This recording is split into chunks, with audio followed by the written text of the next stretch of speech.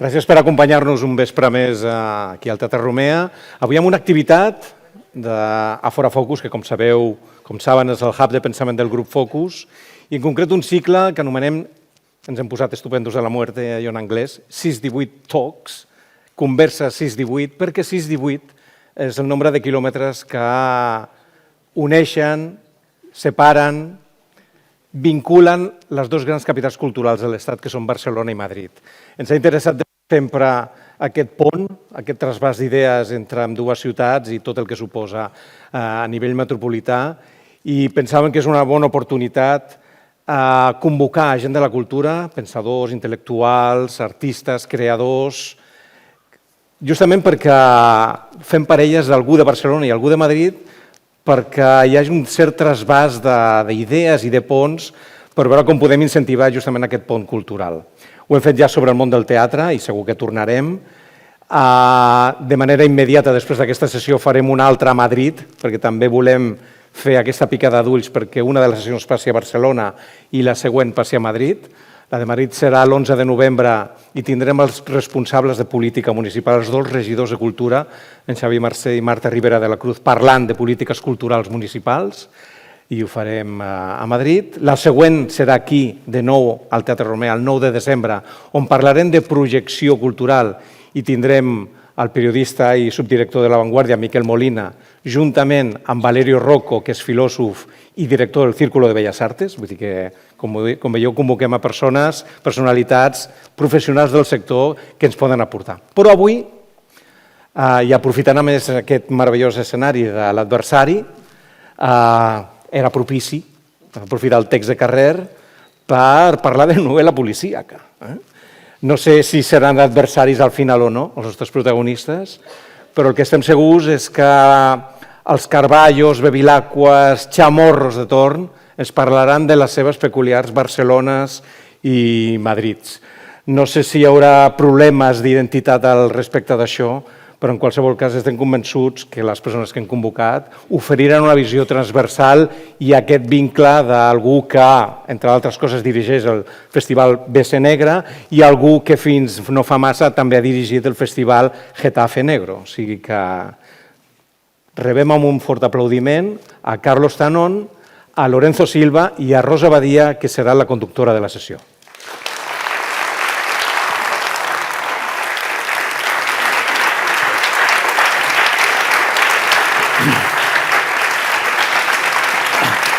I com no pot ser d'una altra manera, i és una que complim rigorosament als teatres, sisplau, apagueu els mòbils i deixeu-los fins al final per poder fer la foto de rigor. Gràcies.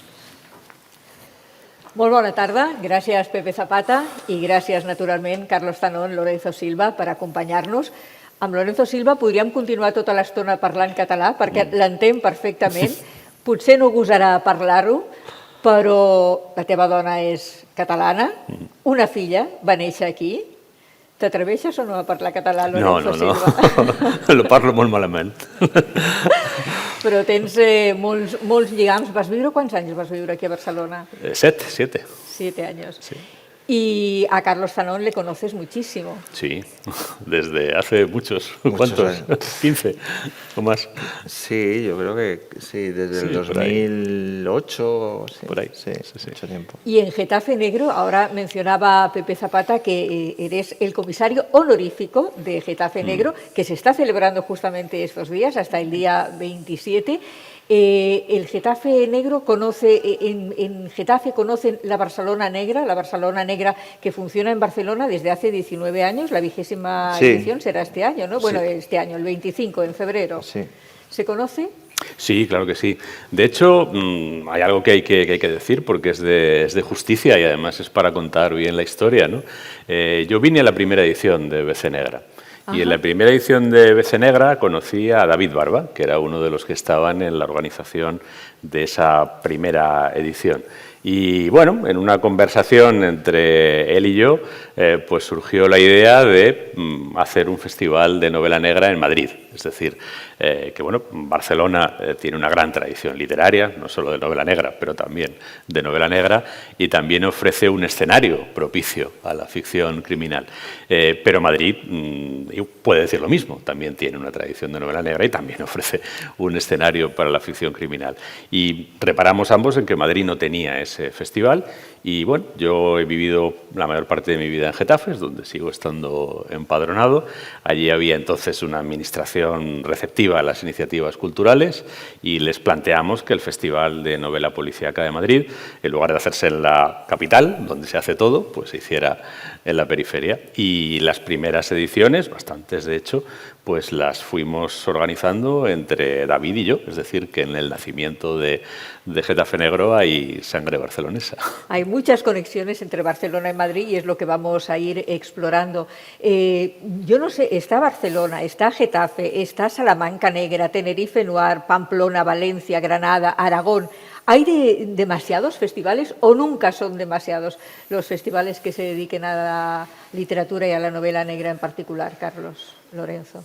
Bueno, hombre, siempre es mejor que hayan festivales de literatura que no sé, festivales de armas o cualquier otra cosa que se nos ocurra.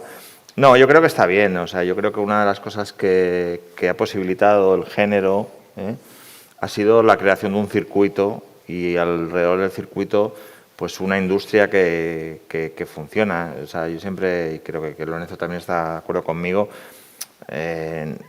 me parece que eso está muy bien, todo de llenarnos la boca de cultura y todo esto, pero también la gente que se dedica se tiene que vivir de eso, ¿sí? Se tienen que vender libros, las editoriales tienen que tener sus gestiones, y entonces se ha creado un circuito que ha unido pues, a autores, a lectores, a editores, a agentes, y en cierta manera, pues de una manera casi un poco artesanal, se han ido digamos, haciendo parejas por las ediciones, cuando salen los libros, depende de los festivales, y yo creo que eso ha sido muy beneficioso para todos, para los lectores, para los autores y todo eso.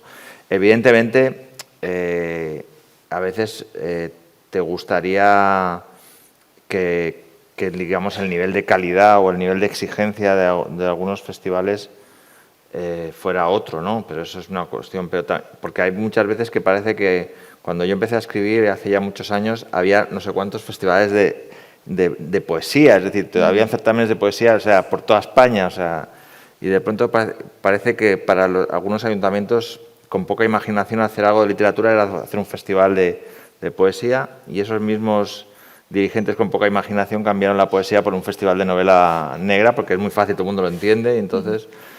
Y sí que es verdad que a veces pues hay festivales que creo que tienen, pero también hay muchos que han salido que tienen mucha calidad y que han posibilitado que podamos conocer autores. Él no lo ha comentado, pero yo recuerdo, yo vi a Don Winslow en Gavà porque él hizo el festival de Getafe Negro, intentó... Viladecans. Intentó como una especie de Getafe Viladecans y, sí. Y claro, en Viladecans vino Don Winslow Philip Kerr. Allí también estoy viendo Philip Kerr y Gavà. En otra vida estuve con Don Winslow en Gavà, pero no pasa nada. Pero dice que yo creo que eso ha sido muy sano y creo que ha ido muy bien al género y a todos. Bueno, ahora que estamos relacionando tanto Getafe Negro y Barcelona Negra, y ya que sacáis Don Winslow, si no me equivoco, los dos festivales tenéis un premio, el premio José Luis San Pedro y el premio Carballo. Don Winslow creo que es uno de los escritores que tiene los dos premios. Creo que ha ganado en Getafe y en Barcelona. Sí, ¿verdad?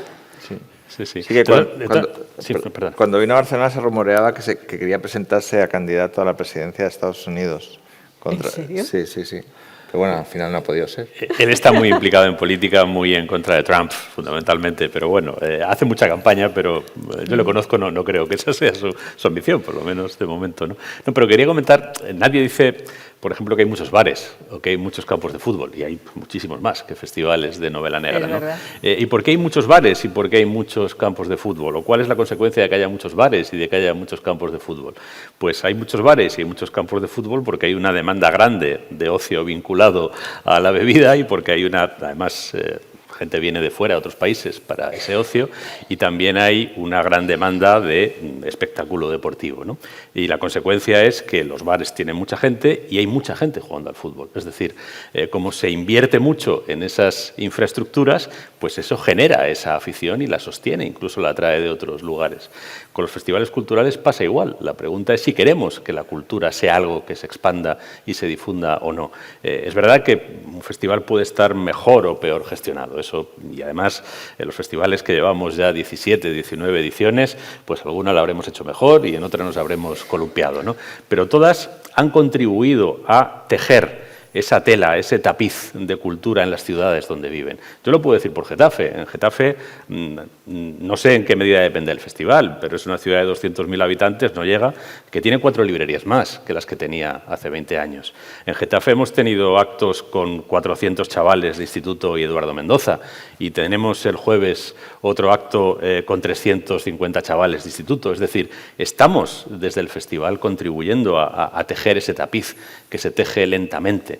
Hay mucha afición, vuelvo al ejemplo, al fútbol, porque se llevan muchos años invirtiendo mucho dinero público y privado en instalaciones, en equipo, en fútbol de base. Se invierte muchísimo menos en cultura. En cultura la inversión típica es la biblioteca, y la biblioteca normalmente pues hay también lugares donde están mejor y peor gestionadas, pero siempre son instalaciones con poco personal, más con carestía que con exceso. Bueno, y qué importantes son las bibliotecas y qué importantes son los clubs de lectura también para los que organizáis festivales como el Barcelona Negra o el Getafe Negro.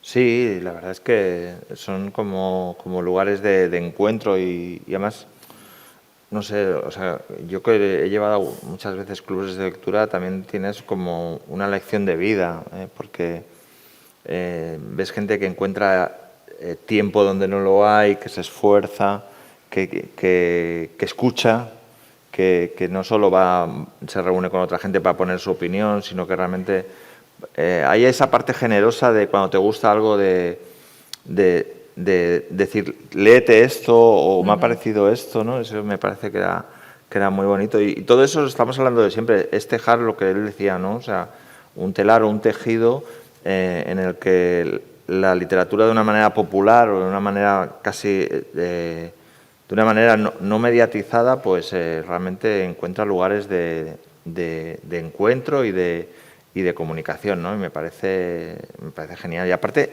cuando vas como autor también aprendes mucho de cómo acaban complementando tus libros, ¿no? O sea, yo creo que uno hace su libro, pero cada lector hace el suyo a la vez, ¿no? Y aprendes muchas cosas de tu propia obra y de eso. Y ya te digo, yo, sobre todo especialmente las señoras, es decir, en un club de lectura, el señor que llega allí tienes ganas de decirle, no, si el fútbol está en la otra sala, se ha equivocado usted, ¿no? No, hombre, no, al que viene no hay que decirle eso. No, pero te dan ganas de hacerle algún guiño. ¿Es verdad que ha venido usted? Sí. Pero te encuentras eso, ¿no? O sea, que realmente hay gente que, pues yo que sé, que se ha jubilado y que realmente lo que quiere, en vez de dedicarse a otras cosas, es a coger un libro, leérselo cada mes, comentarlo, participar. Me parece genial, unas actividades absolutamente encomiables. Acabo de ser testigo privilegiado de un momento precioso mientras estaba hablando Pepe Zapata, mientras estaba introduciendo este acto.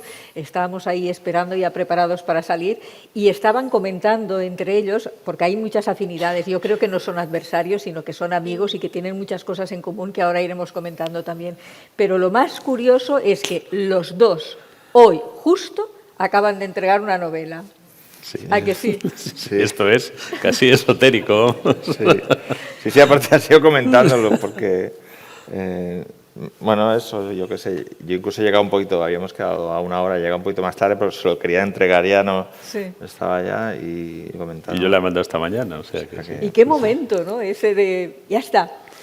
Bueno, todavía quedan, como también sabe Carlos, todavía quedan unas semanas, incluso a lo mejor un mes y pico o 2 meses, de trabajar sobre las pruebas, las galeradas y demás, o sea que se le darán más vueltas al texto, ¿no? Pero sí es verdad que hay un momento en el que, como decía alguien, las obras no se terminan, se abandonan, ¿no? Hay un momento en el que dices, pues ya está, ya soy incapaz de hacerlo mejor, la tengo que abandonar y que pase lo que tenga que pasar con ella. De Viracoa y Chamorro, ¿no? Sí, es la próxima de Viracoa y Cuéntanos Chamorro. algo, ya que estamos.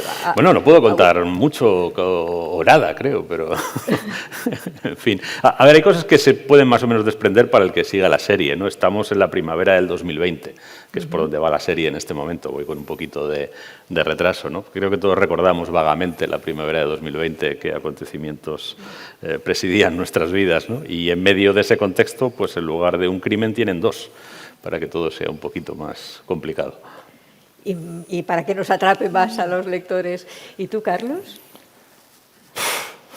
Cuenta. Yo no sé de qué va, ¿eh?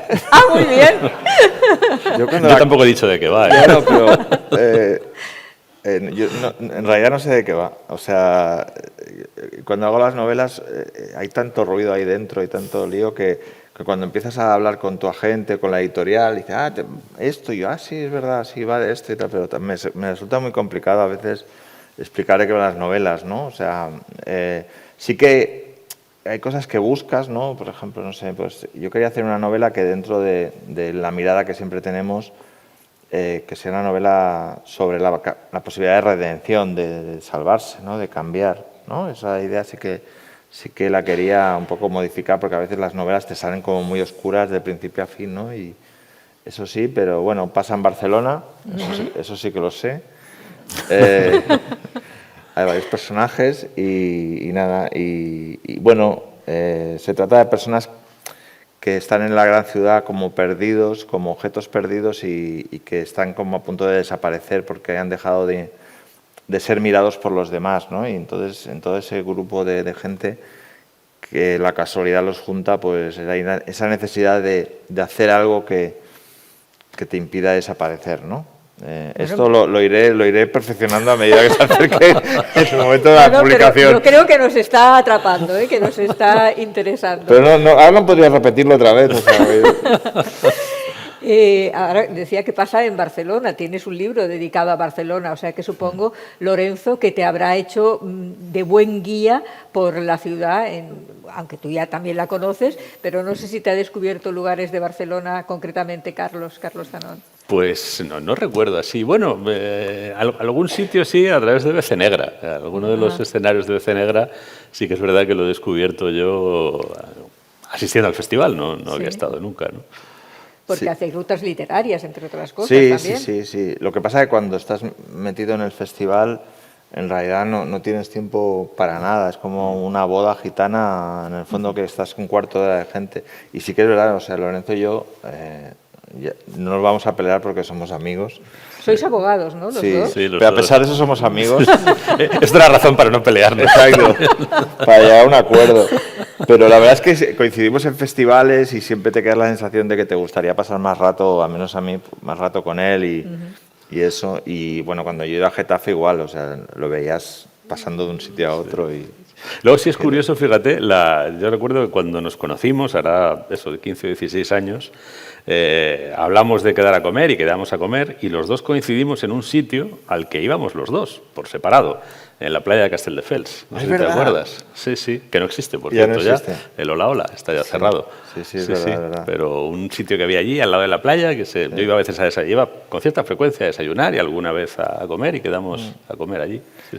Y luego teníamos otra cosa en común, que teníamos hace muchos años la misma agente literaria. Sí. Pero yo hace muchos años con novelas que no conseguí publicar y de hecho me despidió ella después de las novelas porque me dijo, eres el único autor que no he conseguido colocar ninguna novela, pero me lo dijo casi con pena. Dice, igual lo nuestro no puede ser y yo eso. Y de hecho, mira, es que es más, ahora lo estoy acordando. De hecho, yo entré a formar parte de esa agencia literaria porque un amigo mío había comprado los derechos de una novela de Lorenzo Silva. La de los estanques. El estanque, sí, la primera vez que la vendí al cine, es verdad. Exacto. Entonces, a través de esa persona habló a su agente y eso. Pero bueno, me despidió de manera muy educada y muy elegante, ¿eh? O sea, Por lo menos. sí, no fue en plan Trump, sino que fue en plan... Se ha jubilado recientemente, no sé si lo sabes. No lo sabía. No decimos el nombre, ¿no? No, pero Sí, que no, no pobrecita, sé. si tenía No, todo el sí, del fue- mundo para fue, publicar. fue cortés, por lo Sí, menos. sí, sí. Pero bueno, Lorenzo Silva, el gran Lorenzo Silva, ganador del Premio Planeta, ganador del Premio Nadal, también sabe que es que te rechacen. Hombre. Porque ¿cuántas novelas te han rechazado o cuántas novelas intentaste publicar y no conseguías que llegaran a buen puerto? Pues a ver, la primera con la que... Bueno, yo conseguí publicar 2 novelas después de muchísimas zozobras en una editorial pequeñita de Madrid. Pero antes de conseguir publicar esas novelas, que era una editorial, pues eso, casi de caridad, yo creo que las había mandado, pues, no sé, a 30 o 40 editores, ¿no? Y quizá las 2 historias que a mí me resultan más llamativas son la de La flaqueza del bolchevique, con la que yo quedé finalista del Nadal, y El lejano país de los estanques, que es esa novela de la que compró los derechos el amigo de Carlos, y por cierto luego la he vendido 7 veces más y nunca se ha hecho la película. Es mi novela más rentable a efectos cinematográficos mientras siga sin hacerse. Pues esas 2 novelas yo creo que las mandé cada una, además las escribí las 2 en el 95, con lo que con muy poco intervalo, pues a no menos de 12 editores y todos me la rechazaron, las 2, todos. Absolutamente todos. Bueno, pues alguien después se debió tirar un poquito de los pelos. Bueno, es que es muy difícil valorar un manuscrito y es muy difícil. Yo recuerdo, la he mencionado más de una vez porque él mismo lo mencionó públicamente, la carta de rechazo que me mandó de las 2 novelas Constantino Bertolo, el editor de Debate, ¿no? Que además tenía una coletilla muy bonita al final que decía: esto es nuestro criterio y no significa nada más, la historia está llena de errores editoriales. Así terminaba siempre sus cartas de rechazo, ¿no? Pero él lo explicó, él leyó La flaqueza del bolchevique y le gustó cómo estaba escrita, pero no sintonizó con el espíritu de la historia. Y leyó El lejano país de los estanques y no le pareció mal, pero no le interesaba la novela policíaca. Bueno, pues es que ese es su soberanía como editor, ¿no? Él intenta construir su catálogo, si tú no encajas ahí, pues ¿qué le vamos a hacer? Sí, yo creo que hay 2 cosas. Una, es más difícil valorar un manuscrito que un libro. En el libro tiene una predisposición de que el libro te llega porque ha habido gente que ha considerado que ese libro era publicable, ha invertido su dinero, entonces tu predisposición es: me lo he comprado, lo he cogido de la biblioteca, voy a intentar que me guste, ¿no? Entonces hay una predisposición que igual si lo cogieras como manuscrito serías mucho más severo. Y yo luego, personalmente, por ejemplo, yo me alegro muchísimo. Yo cuando publiqué mi primera novela me habían rechazado 3, pero bendito sea el día que me las rechazaron. Es decir, eran muy malas. Entonces, Sí, a mí me sirvió para intentar hacerlo mejor. O sea, cuando te rechazaba todo el mundo, no pensaba que había una conspiración contra mí porque de lo bueno que era, sino que pensaba, ostras, pues realmente... Y entonces te permitía. Probablemente ahora la hubiera publicado por mí mismo en Amazon, porque claro, cada novela yo pensaba que era un escrito maravilloso, pero luego te das tiempo y te permite los rechazos, si los adoptas como una manera de superarte y de aprender, pues te permite escribir mejor, ¿no? Yo creo que a veces, los rechazos van bien si están fundamentados, si consideras que es la opinión de alguien, o sea que también, o la opinión de todos, pero yo creo que está bien, ¿no? La autoindulgencia que a veces posibilita el poderte publicar tú la novela ahora casi, yo creo que es negativo para muchos escritores que igual necesitaban más tiempo para madurar. Pero mira, Marcel Proust se tuvo que autoeditar la primera parte de En busca del tiempo perdido, no encontró editor, pagó él la publicación. De su primer libro, Kafka, que sí encontró editor, vendió 108 ejemplares. Su primer libro. Y del libro que más vendió, que fue La Metamorfosis, que se llegó incluso a reeditar, Kurt Wolff hacía ediciones de 1.000 o 500 ejemplares. Es probable que no vendiera más de 2.500 ejemplares. De su libro más vendido, el autor más importante del siglo XX. A partir de ahí... En lo que sí estáis de acuerdo también, ya que estamos aquí en estas butacas, en esta escenografía del Adversari, es que Manuel Carrer es fantástico, ¿no? Los dos estabais comentando el libro que os entusiasmó. Yo puedo responder de una manera muy breve. Hay pocos novelistas de los que me leo todo lo que publican según sale y en la lengua original si soy capaz de leerla. Puedo leer en francés y yo los libros de Carrère los leo según salen en Francia. No espero que se traduzcan aquí. Caray. Sí, bueno, yo no tengo tanto entusiasmo ni tanta capacidad de leer, pero sí, realmente me parece un autor sobresaliente. Además, es un autor que no es nada condescendiente con el lector, es decir, que a veces nos mete trágalas y siempre sale, y en concreto la historia detrás del adversario es muy potente, pero tiene mucho mérito cómo la escribe o cómo nos la sirve, ¿no? Es decir, la historia es potente, pero no sé, tiene un talento para explicar historias, para hipnotizarte, ¿no? Esta historia de que te da igual lo que te explique, pero quieres que te lo explique él, ¿sabes? O sea, me parece que es un autorazo. Y aquí está magníficamente interpretada por Carles Martínez i per Pere Arquilloé, que no sé si ja han vingut a veure-la o no, però en qualsevol cas els hi recomano moltíssim. És un espectacle meravellós. Y es una conversa muy agradable amb Carlos Zanón, amb Lorenzo Silva, hablando de literatura, hablando de Barcelona, de Madrid, hablando del género negro, de novela negra. Podríamos decir que Manuel Vázquez Montalbán y Francisco González Ledesma serían, o sea, el origen, se lo debemos, no sé si todo a ellos, pero sí les debemos mucho a ellos.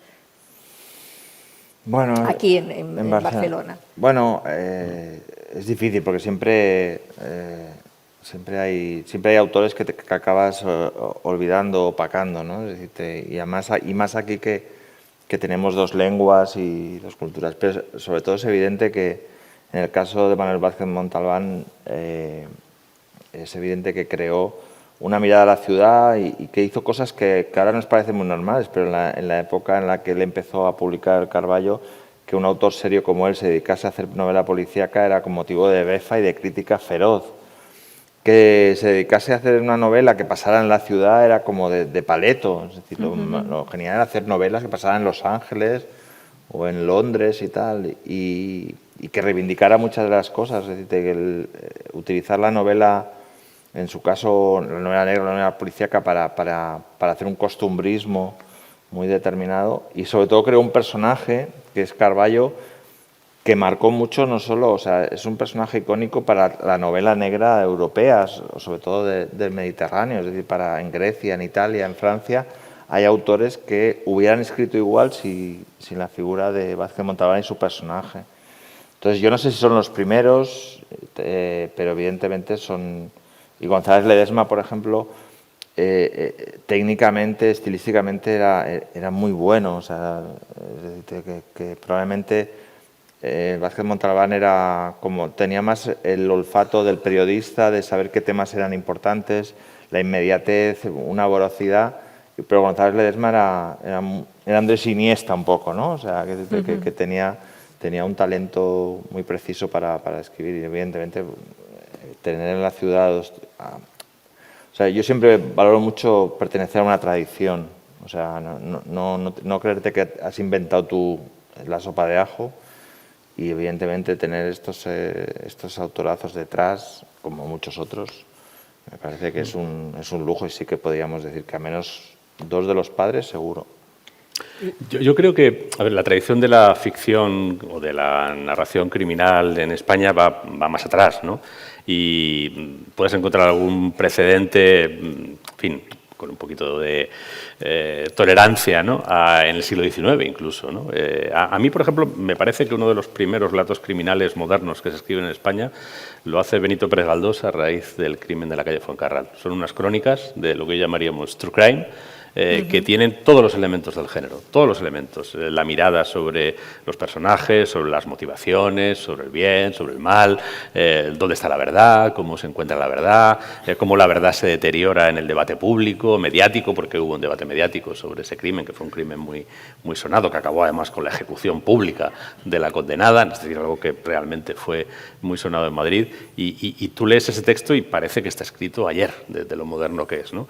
Y también hay otros amagos previos, como los que puede representar, por ejemplo, Emilia Pardo Bazán, que escribió un par de novelas, una publicada y otra inédita. La inédita es más interesante que la publicada. Pardo Bazán estaba en la vía de escribir una novela policíaca española ambientada en Madrid. Además, pues el detective era madrileño, que era donde ella vivía fundamentalmente. Y además ella había leído a Conan Doyle y tenía una intención no emuladora de Conan Doyle, sino superadora de Conan Doyle. Es decir, había hecho una lectura crítica de Sherlock Holmes. Y todo eso está además teorizado en la novela inédita con ideas muy claras y muy válidas, ¿no? Pero, bueno, en el caso de Pérez Galdós no era su objetivo.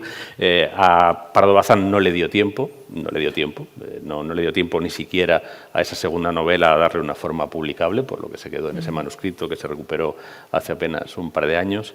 Y hay un eslabón perdido intermedio ahí que se puede citar alguno más, pero quizá el más relevante es García Pavón, que hace esa novela policíaca manchega, que es una novela entre cervantina y conan doyleana, ¿no? Pero que por cierto, son novelas que mucha gente yo creo que las critica sin haberlas leído. Son novelas que están muy bien escritas, para empezar, y que tiene a veces una mirada sobre la doble moral de la sociedad tardofranquista y los cadáveres guardados en el armario, que tiene mucho mérito haberla escrito y publicado bajo el imperio de la dictadura, ¿no? Pero yo creo que esos proyectos nunca llegaron a cuajar. El que realmente, y creo que eso es de justicia reconocérselo, cuajó una ficción criminal enraizada en la sociedad española, que a su vez invocaba, y lo hacía exitosamente, la tradición anglosajona y la trasladaba a la realidad española sin complejos, creo que es Vázquez Montalbán. Y luego González Ledesma, que viene un poquito después, lo que tiene es ese conocimiento privilegiado de la ciudad, del escenario, y a lo que él decía siempre, y que a mí siempre se me quedaba grabado, del dolor que hay por las calles de una ciudad, ¿no?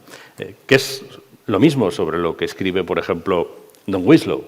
Cuando llamas a Don Winslow y empieza a hablar de qué, y le preguntan de qué va, pues qué sé yo, la frontera, y dice que, bueno, pues que él escribe sobre el dolor de la sociedad estadounidense, ¿no?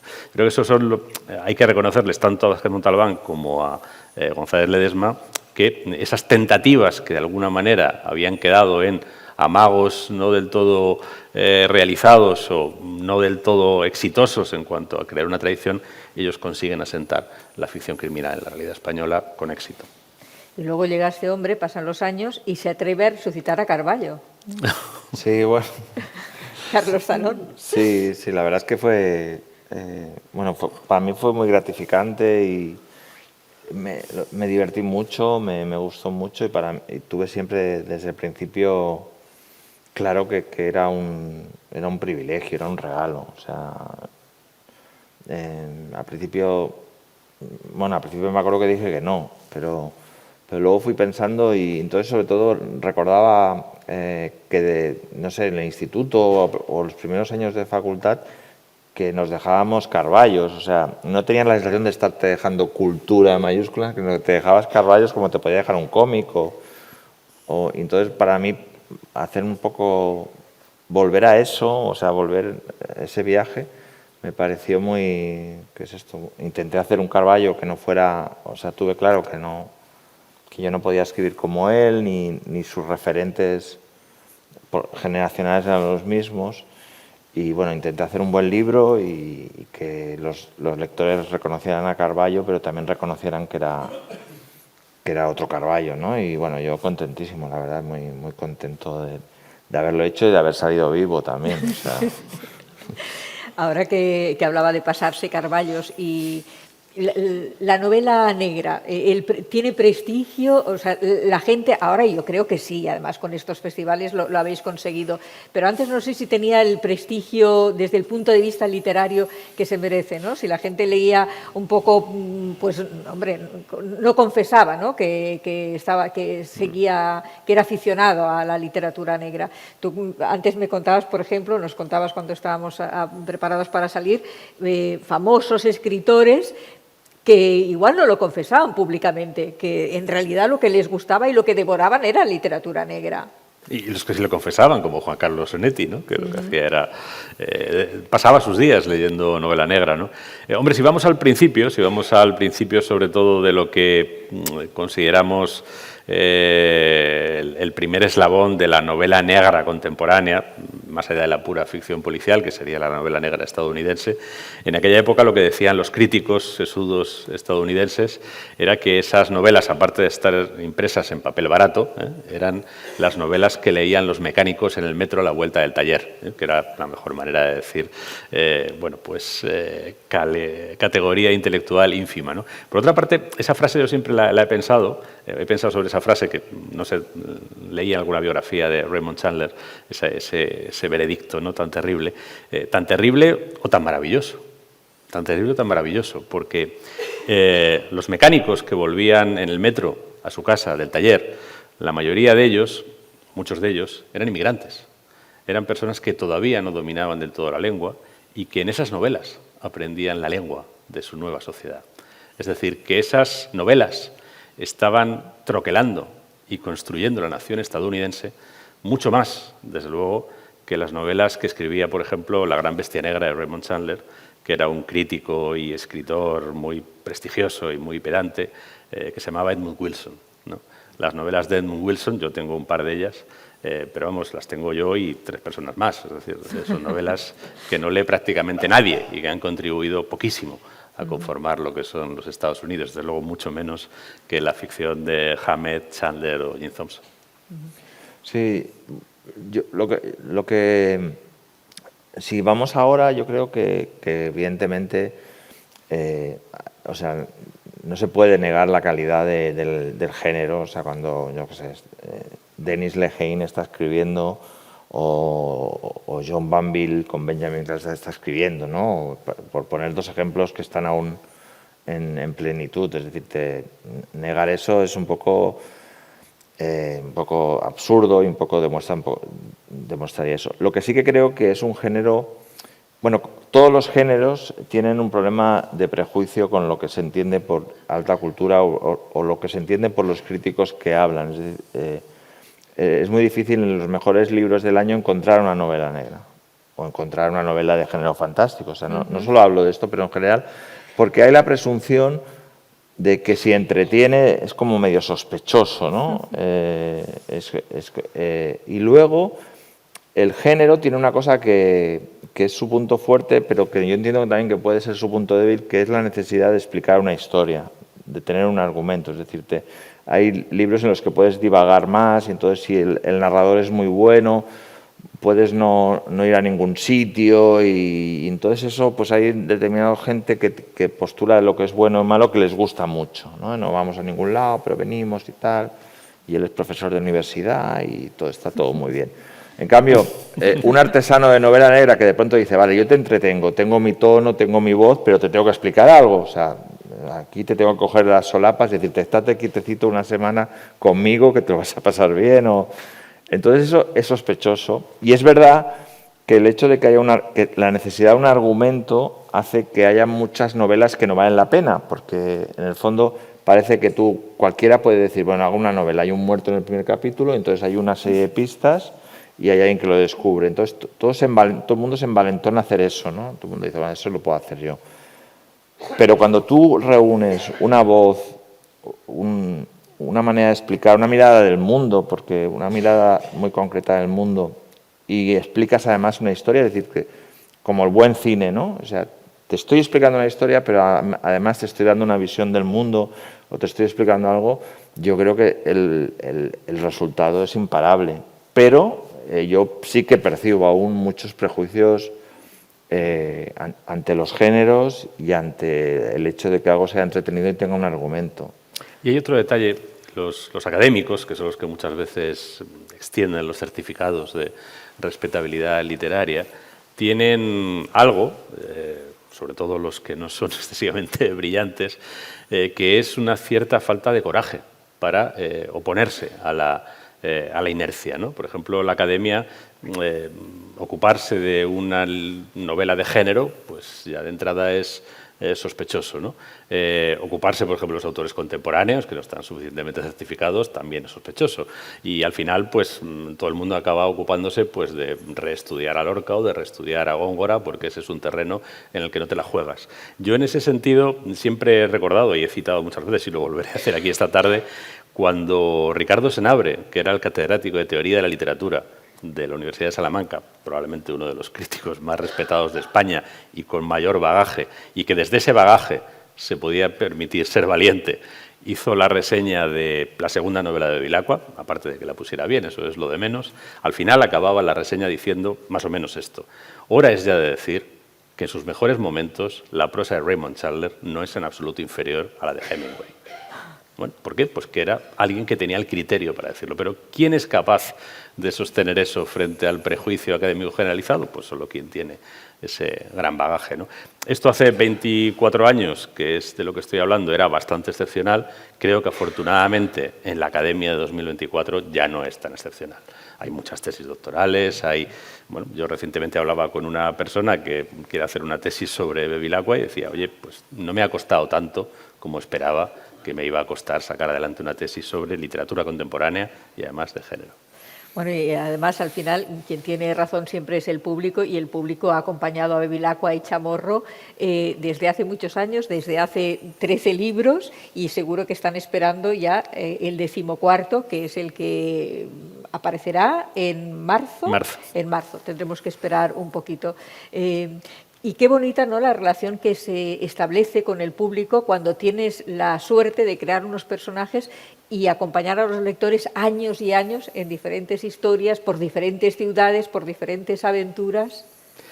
Y envejecer con ellos, y envejecer con los lectores, ¿no? La verdad es que es una extraña sensación de que la literatura, y esto es una de las cosas que yo más valoro de este género en particular, puede entrelazarse con la vida y sustentarla, y alimentarla, y nutrirla, y establecer un circuito de retroalimentación recíproco, ¿no? Es decir, a mí me ha pasado ya, también es verdad que llevo 30 años trabajando con estos personajes, ¿no? Pero me ha pasado que personas que han leído estas novelas después han entrado en contacto conmigo en una feria del libro, en un club de lectura, por un email, por un tuit, por lo que sea, las he conocido. Son personas que tenían una experiencia valiosa que compartir, han tenido la generosidad de compartirla conmigo, y esa experiencia se ha acabado incorporando a las novelas. Ah, qué bueno. A mí eso me ha pasado. Es decir, yo, el que lea el 14º título, la 12ª novela, que saldrá en marzo, se encontrará con una serie de hechos que tienen que ver con experiencias reales de personas a las que yo he conocido porque eran lectores de Bevilacqua y que se movían en mundos parecidos al que se mueve Bevilacqua, que han compartido conmigo sus impresiones, sus experiencias. Alguna vez incluso yo he podido acompañarles esas experiencias, y eso ha alimentado lo que es mi escritura ahora de esos personajes. ¿El título nos lo podéis decir? Yo creo que no puedo todavía. Zanón, contigo tampoco lo intento, ¿no? Bueno, va. Sí, mira, no sé. O sea, no soy muy supersticioso. El título es Objetos perdidos. Objetos perdidos. Sí. Ahora lo agafaré todo, pero... Ay, no. No, pero aparte, lo que comenta Lorenzo es verdad, pero aparte es que es una... O sea, es una relación como... sobre todo porque, claro, la gente que escribimos también somos lectores, ¿no? Entonces hay una especie de... O sea, tú sabes lo agradecido que estás con determinados autores que quizás nunca era imposible que conocieras porque ya no estaban ni vivos, pero hay una especie de agradecimiento absoluto a la gente que te ha acompañado o que te ha hecho saber cosas de ti, que es lo más fascinante. O sea, lees un libro y si te gusta es porque te está leyendo a ti. O sea, y realmente esa comunicación que tiene mucho de mágica, por mucho que queramos, y que no se puede clonar, por eso hay muchos... Las editoriales y marketing puede inventar lo que sea, pero ¿por qué conecta unos personajes? ¿Por qué conectan unos libros? ¿Por qué conectan unos autores? No deja de ser misterioso. Pero para nosotros la relación con el lector es pura en el fondo, porque hay mucha gente que te halaga y que te dice eso, pero realmente la persona que se acerca a ti es absolutamente una muestra de cariño, o sea, y que te explica algo o que te explica qué le ha pasado leyendo tu libro, tal. Ese señor no se lleva nada, o esa señora no se lleva nada por hacer eso, por acudir a tu presentación, por explicarte eso, por decir, oye, me ha gustado mucho, me he comprado el otro. Eso es genial, o sea, realmente o sea, hay partes, como decía aquel, el de la pelota no se ensucia, hay partes del libro que no consiguen nunca ensuciarlo, ¿no? Y uno de ellos es la relación que tienes con los lectores. Y los festivales funcionan muy bien, porque si haces un festival en Ferrol, pues, o sea, es imposible que nos encontremos con los lectores de allí, pero es una posibilidad de contactar con ellos, claro. Pues qué bien que exista Platea 618, estos 618 talks, estas charlas, que hoy una de estas la estamos manteniendo esta tarde aquí en el Teatre Romea, en el precioso Teatre Romea del Carrer Hospital, y qué bien que exista el Barcelona Negra y el Getafe Negro. Bueno, en 30 años sé que lo habrás explicado 1000 veces, Lorenzo Silva, pero como es bonita la historia, ¿todos saben por qué se llaman Bevilacqua y Chamorro los guardias civiles, los protagonistas de las novelas de Lorenzo Silva? ¿Lo saben todos ustedes? No. O sea, se lo puedo preguntar, ¿no? ¿Te importa explicarlo una vez más? No. ¿Cómo los bautizaste? Pido perdón a los que lo sepan. Yo también, que soy la culpable. Pido perdón. Pero es que me parece bonito. Yo tenía claro, desde que pensé en los personajes y pensé en que fueran guardias civiles, que esto no fue ni mucho menos la idea inicial. A mí lo primero que se me ocurrió en esa primera novela fue el crimen. Y ni siquiera tenía pensado quién iba a ser el investigador, ¿no? Bueno, cuando ya decidí que fueran guardias civiles, una cosa que vi también muy clara desde el principio es que tenían que ser una pareja. La Guardia Civil siempre ha sido una pareja. Y que, como ya podía, iban a ser un hombre y una mujer. Podían desde hacía muy poquito tiempo. La mujer entró en la Guardia Civil en el año 89, entró en servicio en el año 90, 91, y yo estaba escribiendo esta novela en el año 95, o sea, era una cosa recentísima. Pero yo ya había visto, entonces ejercía la abogacía, y ya había visto alguna joven Guardia Civil en labores de investigación y de policía judicial, ¿no? Entonces pensé que eso iban a ser un hombre y una mujer. Y por otra parte pensé que el narrador iba a ser él, era con quien me podía identificar más, y pensé que tenía que vacunarlo contra el casticismo. La Guardia Civil tiene un elemento castizo, tiene un elemento de toda la vida, ¿no? El señor con bigote, con el tricornio bien ceñido, ellos no iban a llevar tricornio nunca para empezar, porque no los llevan los investigadores de policía judicial, y pensé que tenía que hacer algo que lo hiciera antitético de ese casticismo. Yo le tengo mucho respeto al casticismo bien hecho, pero no es mi palo y no era el que yo quería transitar. Entonces pensé hacerlo medio extranjero. No podía hacerlo extranjero del todo porque un guardia civil tiene que ser español de nacionalidad, si no, no puede entrar, ¿no? Pero bueno, su padre podía ser extranjero. Pensé que fuera sudamericano, pensé que fuera uruguayo, por una serie de querencias que tengo, desde Onetti hasta otras muchas, y por tanto tenía que tener un apellido italiano.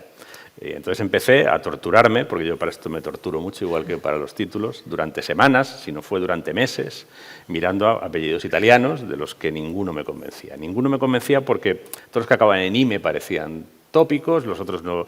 Y un día, pues estaba yo, un verano de estos en los que uno ha visto el telediario, yo no duermo siesta, pero sí a veces dejas la televisión encendida, y había, no sé si unas olimpiadas o un campeonato del mundo de atletismo, había una competición de salto de altura, que yo no estaba ni viendo, porque tampoco tengo un especial interés por ese deporte, ¿no? Y era la final femenina.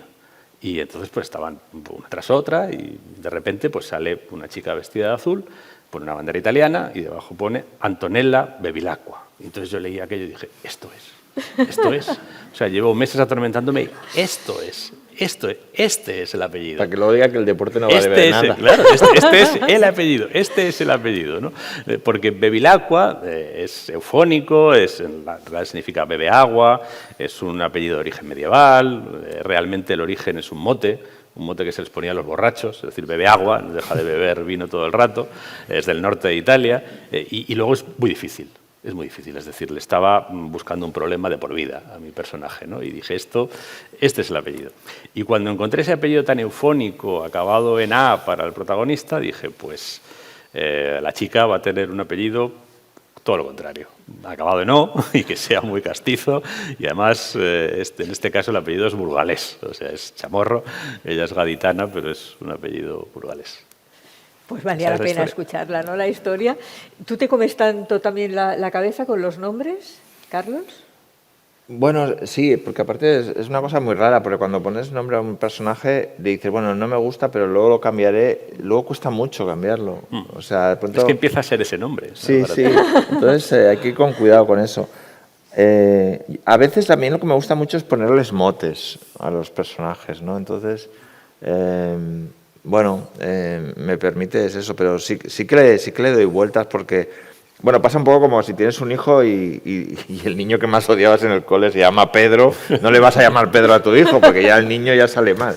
Pues es un poco eso, pero sí que es verdad que hay detalles que a priori tiene que haber algo psicológico, tú lo dices, es verdad, que crecen, pero sí, hay que ir con cuidado con los nombres que pones a los personajes y hay que comerse el coco, sí. Son importantes los personajes, son importantes también los escenarios, ya que hablamos de Barcelona y Madrid. ¿Dónde creéis que es más fácil esconder un cadáver? Barcelona tiene una cosa muy buena que es el Garraf, que es un sitio, y además bastante utilizado, por cierto. ¿Tienes algo que confesar? No, pero tú que sigues la crónica criminal como yo, el Garraf ha aparecido más de uno. Y eso Madrid lo tiene un poco más retirado, ¿no? Te puedes subir a Guadarrama y demás, pero está un poquito más complicado llegar. Y de todas maneras, cuando venía para esta charla pensaba 6,18, eso lo medimos desde el centro de Madrid hasta el centro de Barcelona. Yo que he vivido 7 años en Barcelona, pero también tenía casa en Madrid, iba y venía mucho, mi distancia son 622, que es lo que hay entre Madrid Sur y el Baix Llobregat, que era donde yo vivía. Y con esto yo quiero decir que Madrid no solo es la capital y Barcelona no solo es la capital, son conurbaciones, son áreas metropolitanas que en el caso de Madrid además desbordan la Comunidad de Madrid. El área de influencia de Madrid se ha convertido en una cosa tan descomunal que afecta a Castilla y León y a Castilla-La Mancha, afecta a Guadalajara, afecta a Toledo, afecta a Segovia, afecta a Ávila. Es decir, que son ciudades que tienen también esa irradiación más allá de su propio perímetro, ¿no? Y que son geografías que, aunque no son propiamente la ciudad, están condicionadas por la ciudad. Uno se puede ir, pues qué sé yo, donde yo vivo, donde yo escribo realmente, ¿no? Que es en Illescas. Eso ya es Castilla-La Mancha. Pero mi casa está a 100 metros de la raya de la Comunidad de Madrid. Con lo que eso en el fondo es Madrid. Uno va a Vilanova i la Geltrú y está bastante lejos de Barcelona, pero hay un tren que viene todos los días de allí para acá. Y hay gente que tiene su... Bueno. Lo intenta, perdón. Corrijo. Hay un tren que cada día lo intenta. Hay un tren que bueno, lo intenta. en eso estamos igual Barcelona y Madrid. Problemas con los trenes, estamos igual de mal. Por cierto, fíjate, esto es una cosa que lo tengo que compartir. Cuando yo vivía en Barcelona, yo aquí no utilizaba Rodalies, porque la primera vez que yo intenté ir de Viladecans a Sants para coger el tren para ir a Madrid, estuve a punto de perderlo. Mientras que las cercanías de Madrid eran como un reloj suizo, es decir, no se sube en Getafe y sabía que 13 minutos después estaba en Atocha, ¿no? Bueno, pues hemos conseguido igualarlo. ya es igualmente impredecible. Carlos, cadáver, ¿tú dónde lo escondes? Bueno, es difícil. Yo realmente soy muy chapucero para eso. Yo siempre pienso, si matase a alguien, ¿qué haría? Yo probablemente llamaría a Lorenzo, iríamos al Garraf. Garraf, que me evitara, pero sí. Es difícil. Bueno, es difícil sobre todo. Lo que es verdad es que Barcelona, yo creo que a diferencia de Madrid, a nivel geográfico, tienen más dificultad para no crecer y entonces está atrapada entre el mar y las montañas, ¿no? Entonces es una ciudad que probablemente tenemos el mar para tirar a los cadáveres, pero probablemente tenemos eso. El mar los devuelve, ¿eh? Los devuelve, exacto, sí. Entonces, no sé, de todas maneras, bueno, supongo que hay tantos containers de reciclaje que alguno en orgánico, yo lo tiraría en orgánico porque al menos podría ser asesino, pero reciclaría.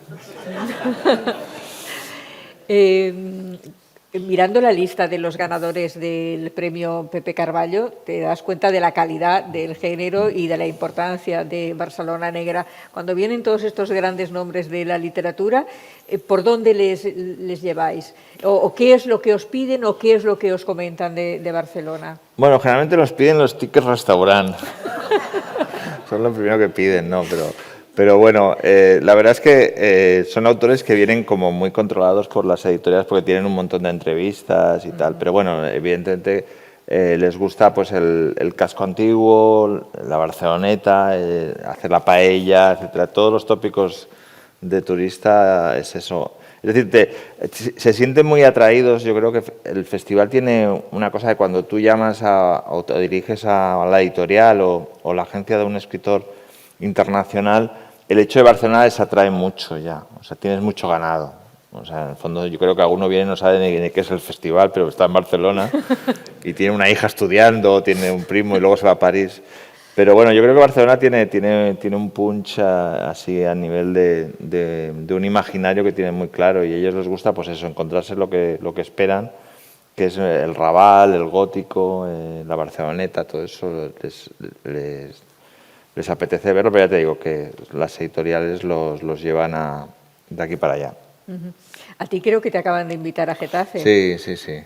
Para el año que viene ya. Sí, no, yo encantado. Yo he ido varias veces invitado a Getafe y es un festival que tiene muchísimo mérito porque realmente es una ciudad obrera, o sea, es una ciudad trabajadora, es una ciudad dura en este sentido, y conseguir un festival que funcione, que vaya, y los autores que vayan allí, yo creo que tiene mucho mérito, porque yo, por ejemplo, me acuerdo una vez que estuve que había una como huelga de trenes o de taxis y Getafe y Madrid estaban más o menos cerca, pero realmente era difícil. O sea, que es una ciudad que tiene mucho mérito haber conseguido un festival con la trayectoria de Getafe. O sea, Ahí tenemos una anécdota curiosa que vino, y creo que fue el primer sitio al que vino en España, porque era una mujer que no se negaba a hacer nada.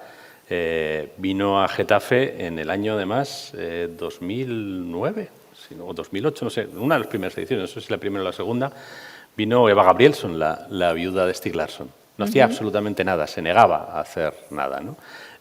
Yo la entrevisté en un viaje que hice a Estocolmo para hacer un reportaje que me mantuvo con la intriga hasta el final, que no quería saber nada, que no quería saber nada, que no quería saber nada. Y cuando aterricé en Estocolmo tenía un mensaje suyo que aceptaba hablar conmigo, allí la conocí y la invité a que viniera y me dijo que a Madrid no iría, pero a Getafe sí, porque era una ciudad obrera y porque además ella había estado una vez en Madrid con Stieg Larsson, habían cogido el tren de cercanías y habían aparecido en Getafe. ¡Qué bueno, a Getafe por sí iba. favor! Y a Getafe fue. Hicimos un acto en el teatro con 500 ¡Qué personas. maravilla! Sí. Es que solo por estas cosas vale la pena, ¿no? Organizar estos festivales. Y tú ahora eres comisario honorario, ¿no? Honorífico. Honorífico, dicen. ¿Por qué deberíamos ir a Getafe este año? ¿Porque tenemos tiempo hasta el día 27? Pues primero, la primera razón es que ya no estoy yo, lo lleva una persona mucho más competente que yo, que es Maika Rivera, y que además le ha dado al festival lo que yo creo que hay que hacer con las iniciativas culturales, ¿no? No hay que aspirar a eternizarse en nada en la vida, ¿no? Pero creo que tampoco en los festivales, ¿no? Creo que cuando un festival está maduro, lo que hay que hacer es que llegue gente nueva para que aporte nuevas ideas y que esas nuevas ideas pues se apoyen sobre el terreno anterior, que si está bien hecho será un terreno firme, y hagan que viaje más allá, ¿no? Este año yo creo que lo más interesante que tenemos es el país invitado, que es China. Y tenemos además a un autor, hay tres más, pero bueno, los nombres chinos son difíciles de decir, con decir uno y que se quede suficiente. Hay uno que se llama A-I, A-I-H-Y-I o I sin más, A-I. Y ese era el fácil. A-I. Es que el otro He, Tian, Yong y tal, pero bueno, A-I.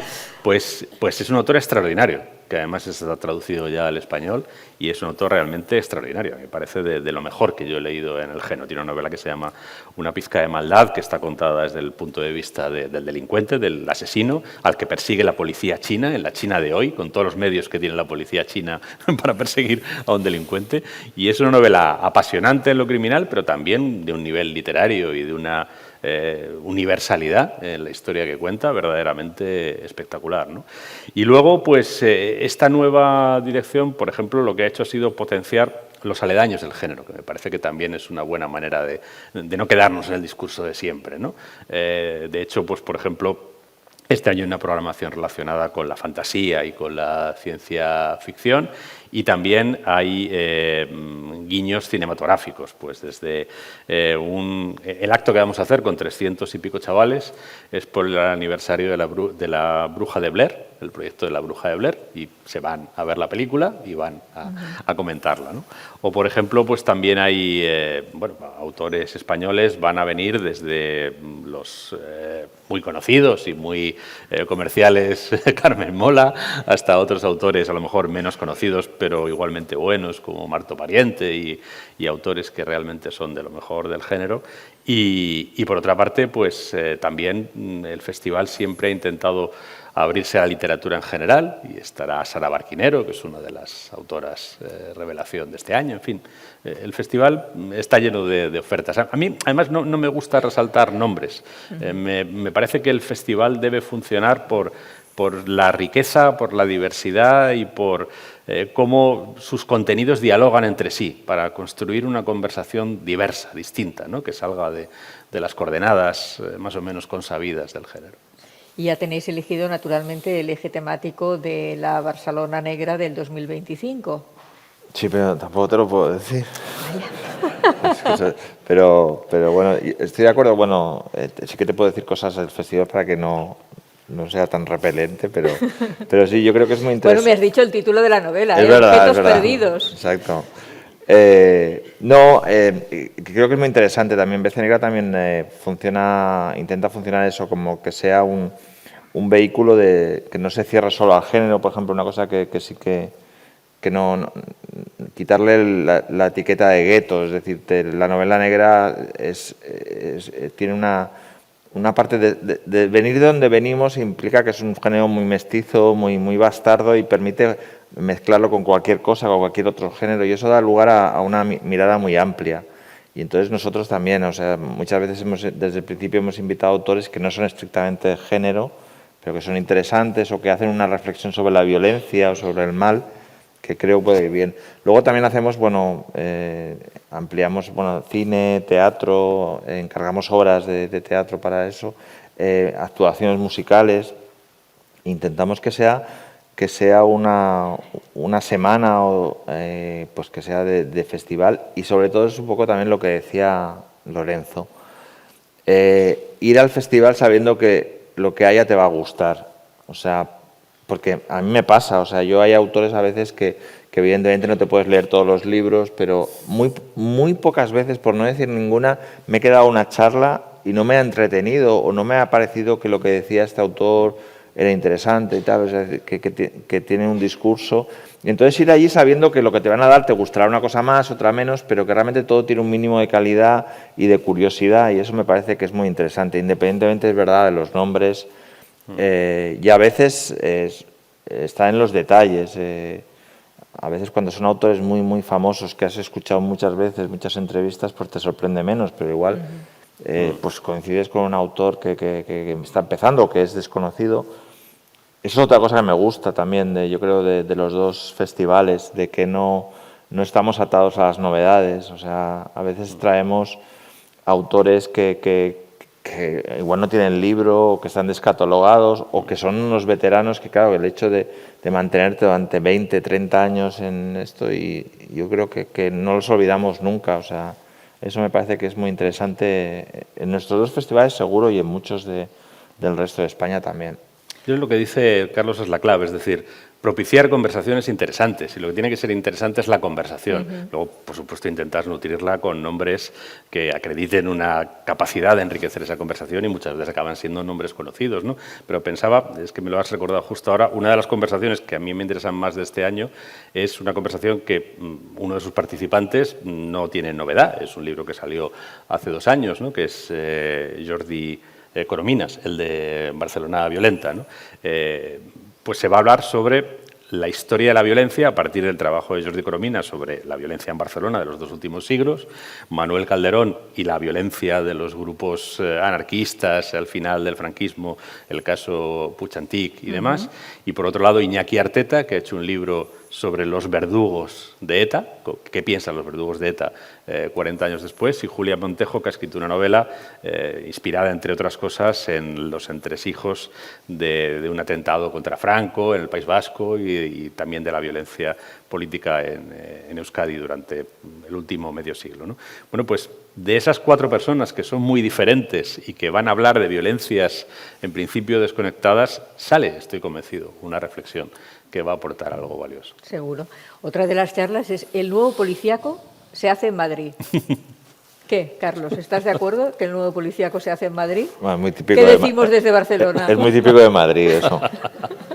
Bueno, siendo la ciudad de la libertad, ¿qué vamos a decir? Hay que reivindicarse. Oye, que Madrid recibe mucho también, ¿eh? Sí, sí. Madrid recibe por la mañana, por la tarde y por la noche. Así que de vez en cuando tenemos que darnos un poco de cariño a nosotros mismos. Eso es verdad. No, y aparte, en el fondo, ¿por qué tenemos que reducir todo? O sea, yo creo que probablemente tiene parte de razón, pero yo creo que la pregunta que muchas veces nos hacemos es ¿por qué ciudades sí?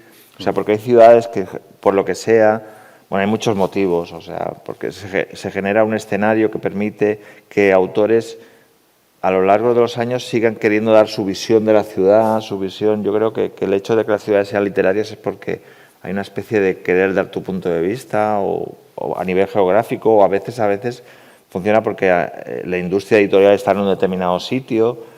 Pero yo creo que en vez de decir quién es mejor que quién o qué ciudad es más allá de evidentemente, de querer hacer algo que atraiga a la gente, lo que es fascinante es que haya mucha gente que considere que lo que está haciendo en su ciudad o con su acervo literario pues es interesante, ¿no? Y la verdad es que Madrid es un escenario de novela negra genial, sobre todo porque las ciudades es la gente. O sea, yo creo que lo más difícil es no es aprenderte las calles y si la calle Paseo Maragall va hacia la izquierda, va hacia Plaza Ibiza o no, sino saber cómo vive la gente que vive en el Paseo Maragall, cómo vive la gente en Madrid, cómo pide un café en Madrid y en Barcelona, cómo se relaciona, qué pasa cuando un amigo te llama y te dice que está mal, cómo reaccionas si eres de Madrid o si eres de Barcelona. Todo eso es lo que hace cuando tú haces la novela que digas, esa novela es Barcelona o esa novela es Madrid.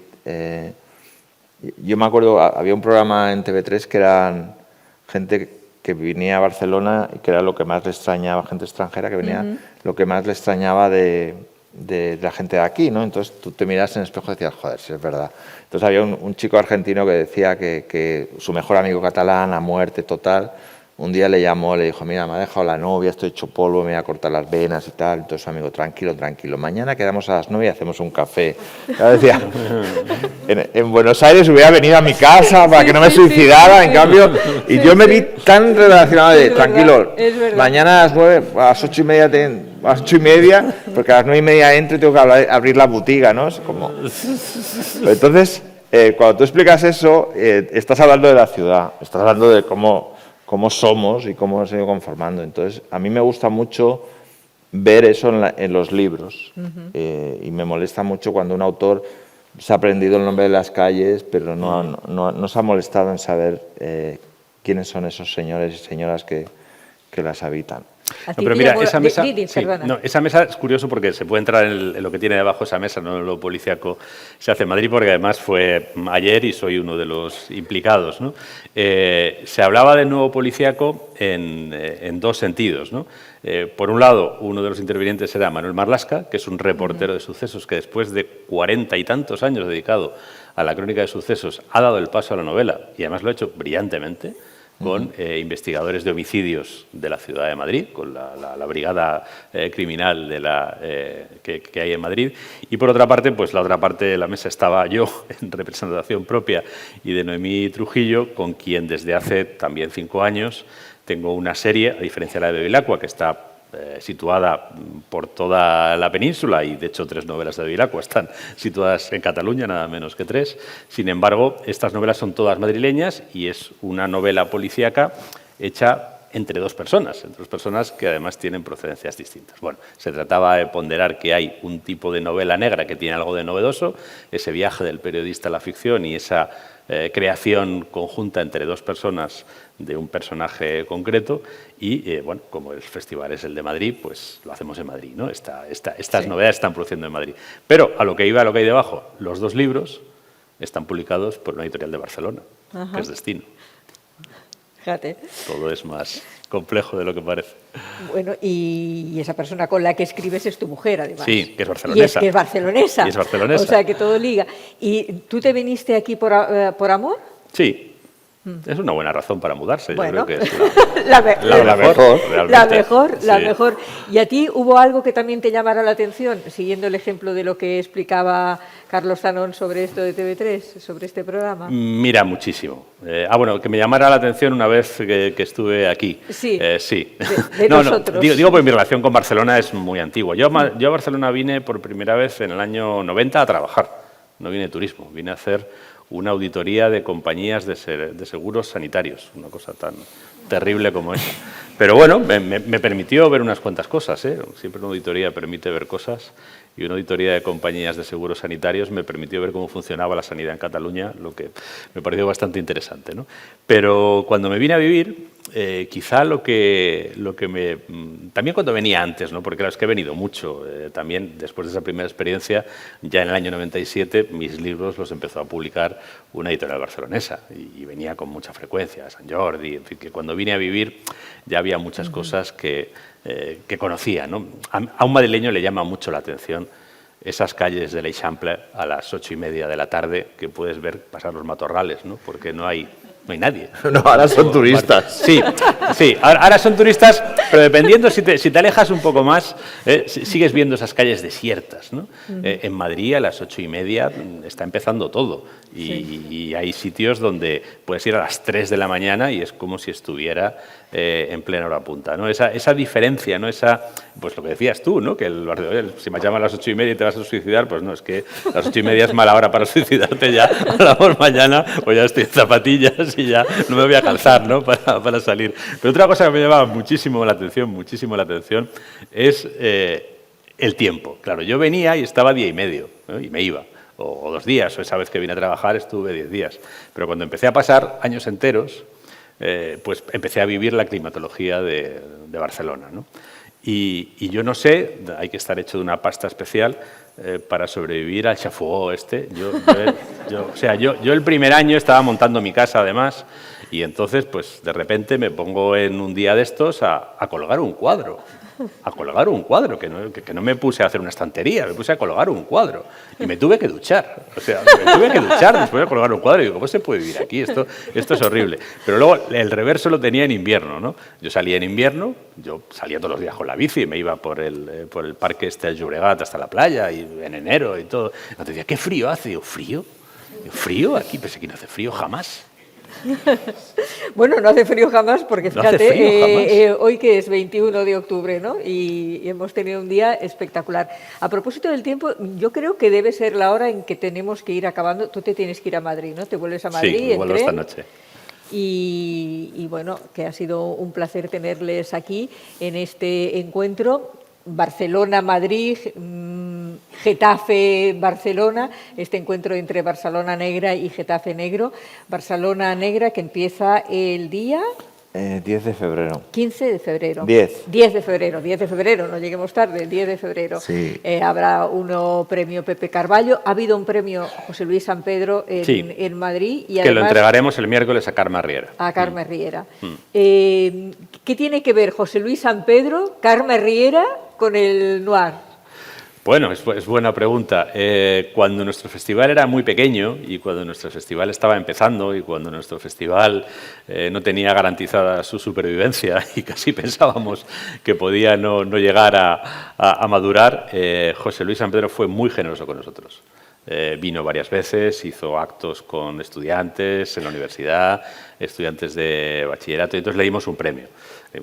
Un reconocimiento. Y a raíz de darle ese premio, pues pensamos que el premio del festival se debía llamar José Luis San Pedro, y que en adelante pues lo daríamos a autores no necesariamente del género, autores pues con una trayectoria excelente en términos literarios y también que representaran esa dimensión humanista que representaba José Luis San Pedro. Y bueno, pues este año, por práctica unanimidad del jurado, en el que, por cierto, están la Comunidad de Madrid, el Ministerio, el Ayuntamiento de Getafe, el Cervantes, la Universidad de Carlos III, y yo tengo un voto, nada más, siempre lo digo, pues se ha votado que sea Carme Riera. Pues felicidades a ella, felicidades a vosotros. Gracias, Lorenzo Silva, gracias, Carlos Zanón. Ha sido un placer, ¿verdad que sí?, escucharles. Y muy agradecidos a que nos hayan acompañado en esta cita en el Romea, en esta cita de 618 Talks, estas conversaciones que, como explicaba antes Pepe Zapata, van a tener continuidad. Es decir, que les esperamos también en la próxima y les esperamos siempre en el teatro o en cualquier encuentro literario. Muchísimas gracias a todas y a todos. Buenas tardes. Muchas gracias.